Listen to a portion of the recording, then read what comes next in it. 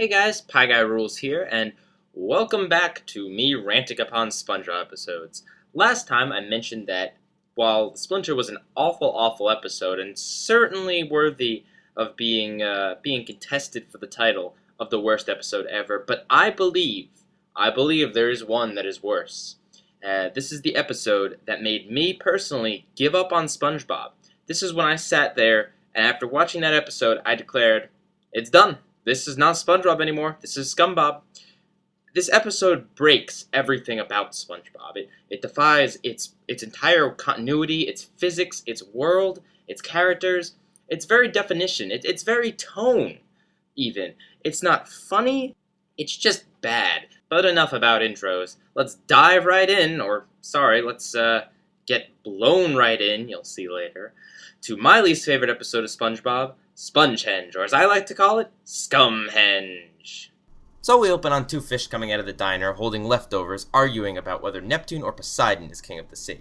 One of the fish's leftovers get blown away by strong, water currents. The leftovers go through ScumBob's window and smacks him in the face. He steps outside to see what all the commotion is, and realizes that his pores are whistling in the wind, as he puts it. And, wait, wind?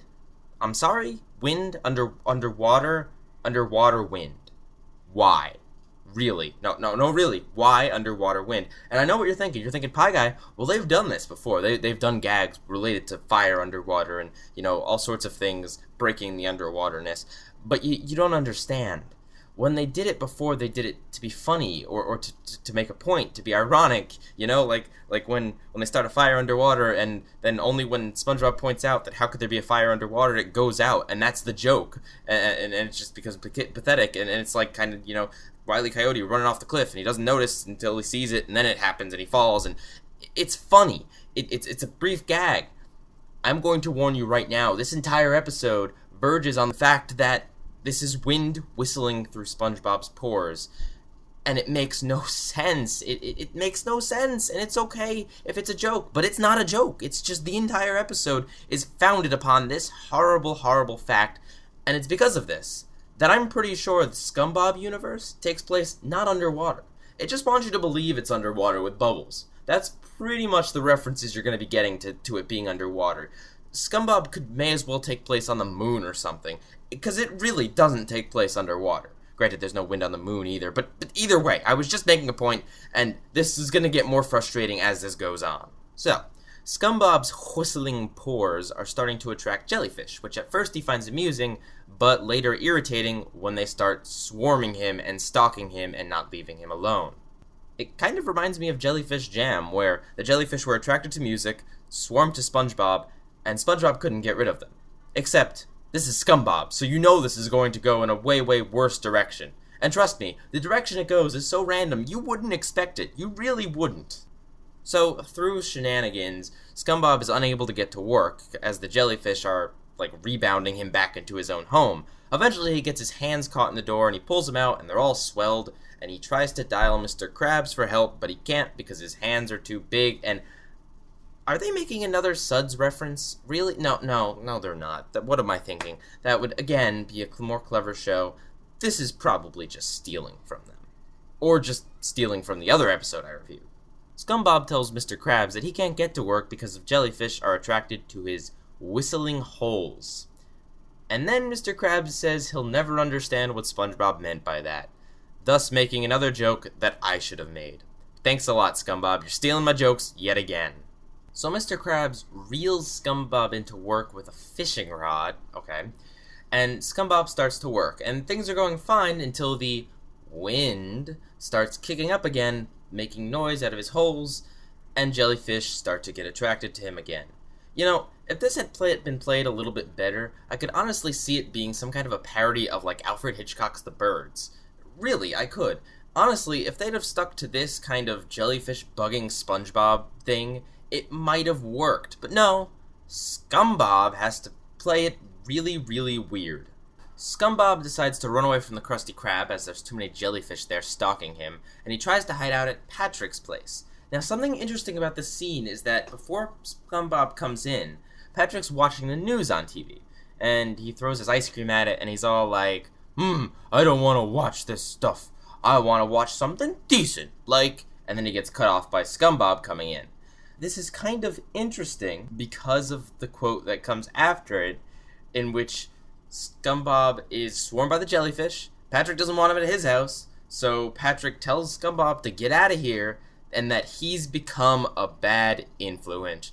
There we go. Even Patrick, even the stupid Patrick, can tell anyone on the street that SpongeBob is a bad influence on kids. It's a bad influence on writing, it's a bad influence on anything, and I'm just stalling because the really bad part is coming up soon. So SpongeBob leaves and flees to Jellyfish Fields, which really doesn't make any sense if you're trying to hide from jellyfish, and he hides in a cave. Now, SpongeBob says he'll wait here for a few minutes, and then he sees a nice and shiny rock, and then he starts carving into it, and then a little while later passes, and he's carved out another SpongeBob. A weird little rock, awkward-looking SpongeBob, but still a SpongeBob nonetheless. He also has a full beard at this point, because it was later, so it's showing that time passed, but I don't get it. Why does he have this thing, really? Is it a joke? What honestly bugs me so much about it is the fact that it seems like it's referencing something, but I don't know what. According to the SpongeBob wiki, which does exist and has been very helpful in making these rants, it's a reference to Castaway. Okay, I guess Tom Hanks is stuck on an island, SpongeBob is stuck in a cave, and they both grow beards. Ha! Referenced! I don't get it. SpongeBob starts talking to SpongeBob about his problems, and when I say talking to, I mean SpongeBob starts going completely insane, and SpongeBob says nothing. If you can guess where this plot's going, I will give you a shiny nickel. Because really, what is going on? SpongeBob realizes the holes in SpongeBob also make noise, and that he can trick the jellyfish into thinking that SpongeBob is him through the music that it's making. Unfortunately, SpongeBob is not a perfect copy of SpongeBob, and the jellyfish spot the fake through the sour notes it's making. And they swarm SpongeBob, and SpongeBob realizes he needs to go back to the drawing board and recreate a bunch of SpongeBobs, and then the jellyfish will leave him alone. So, after SpongeBob has constructed a bunch of giant SpongeBobs, eventually they start playing the music right, and the jellyfish are attracted to them. But here's a thought.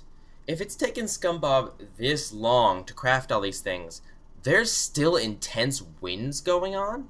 Seriously? How long has this been going on? This must be a serious problem in Bikini Bottom, if the winds have been going on this strong for this long. I'm serious. I wouldn't be surprised if the town was in ruins by the time SpongeBob gets back. So anyway, free of his curse, he finally goes back to the town and realizes that the Krusty Krab is covered in sand and abandoned. And it's probably hinted at that humanity is gone. Or, sorry, fish-manity is gone. And, yeah. It's a reference to Planet of the Apes, which kids probably wouldn't get. Maybe they would, I don't know. But it's an odd reference to make. And we see SpongeBob crying in the sand because he realizes that he's outlived everyone, I guess? The title card tells us that it's 3,000 years later, and these weird alien things are giving a tour of this Spongehenge, as it were, and they talk about how no one knows who made it, but it causes annual migration of jellyfish. And then we zoom in on one of the stone SpongeBobs, and we hear SpongeBob's laughter. That is the eeriest way to end an episode. Seriously, what on earth is this show about? What? Okay, let's break this story down really quickly. There's a wind underwater, which there shouldn't be. SpongeBob tries to get to work. Okay, has some shenanigans. SpongeBob goes to Patrick's house, has more shenanigans. SpongeBob hides out in a cave, builds a stone version of himself. Jellyfish don't like it. He builds a bunch more. Jellyfish like it. It's still windy for some reason. He goes back to his town to find that it's abandoned, and he's sad. And then 3,000 years later, long after our main characters are dead, we see aliens touring it? Like, what is this? I know it's a reference to Spongehenge, but what? I feel like when I watched this the first time, I felt like there was a movie about Spongehenge that went something like this. Like, I don't know how ridiculous that sounds, but I felt like there was a movie about it. And as far as my research, there is none like this. I mean, maybe some of the lore of Stonehenge is like that. I don't know. But it all seems like it's a parody of a movie that I haven't seen. And honestly, the movie parodies that they are going for, little kids wouldn't know. And they'd be really confused and terrified at the sight of the Krusty Krab buried in sand, as if to say, well, thousands of years have passed, everyone we know is dead. Seriously, it's a weird ending. It's not funny anywhere through, and the entire thing is based upon some kind of loophole to the fact that SpongeBob's universe takes place above the sea and not under the sea, even though the show says it is. It doesn't make any sense. It's not good. It's not funny. It's just the epitome of bad writing. It's just the epitome of bad everything. This is what SpongeBob stands for, at least in my opinion. Alright? I've been wanting to get this one out for a long time, because this is the episode where when I saw it, I was like, no, I'm done. This is not SpongeBob. I am not watching any more of these episodes, because it's not SpongeBob. It's ScumBob. And it's disgusting, and it's wrong, and it's a zombie of a show that apparently is going to get a second movie in like 3 years, and it's going to go on for at least 3 more seasons, and it's ridiculous how this thing can keep going on, Nickelodeon. You can't rely on them forever. You really can't. But I'm beginning to sound like a broken record. So, join me next time when we will talk about one more bad SpongeBob episode. Yeah, that's right. You guys have told me, after I did the voting, that there is an episode that is really bad. And a lot of people have messaged me about this, and I haven't seen it yet. I'm kind of curious. In fact, I'm very curious. And that really scares me. I feel like I'm going to experience a lot of sadness soon. So, yeah. Alright, well, I hope you enjoy this rant, and yeah. Bye, Guy Rules. Out.